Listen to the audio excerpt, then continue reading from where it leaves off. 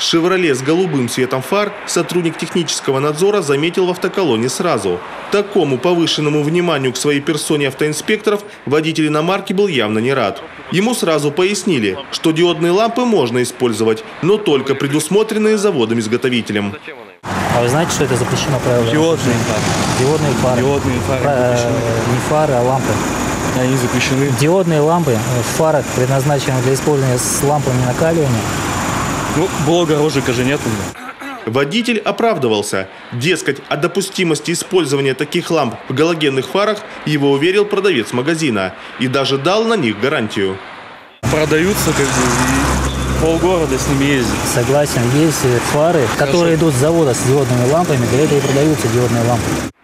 Узнав о нарушении, водитель хотел было вернуть светодиоды обратно нечестному продавцу, но не получилось. Автоинспекторы изъяли нелегальное световое оборудование. Получить лампы он сможет только после решения суда по административному правонарушению. Установка и требования к внешним световым приборам и к техническому состоянию автомобилей предусмотрены техническим регламентом колесных транспортных средств. Установка кустарным способом опасна тем, что ослепляет водителей встречного транспорта, в свою очередь может привести к аварийным ситуациям.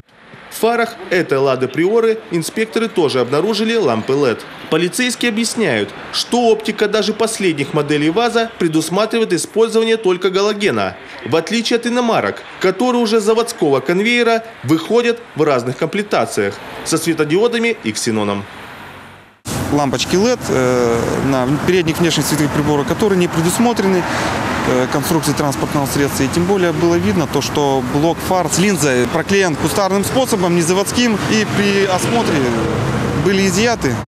Только в Сыктывкаре сотрудники ГИБДД выявили 5 автомобилей с нелегальными источниками света. Рейды показали, водители устанавливают нештатное световое оборудование вполне осознанно. Большинство знали, что использование сверхярких ламп в обычной оптике недопустимо. Любители ослепительного света думали только о своем удобстве, не заботясь о безопасности окружающих. При этом каждый из них надеялся избежать наказания. Лишение прав и изъятие недешевого оборудования для всех стало полной неожиданностью.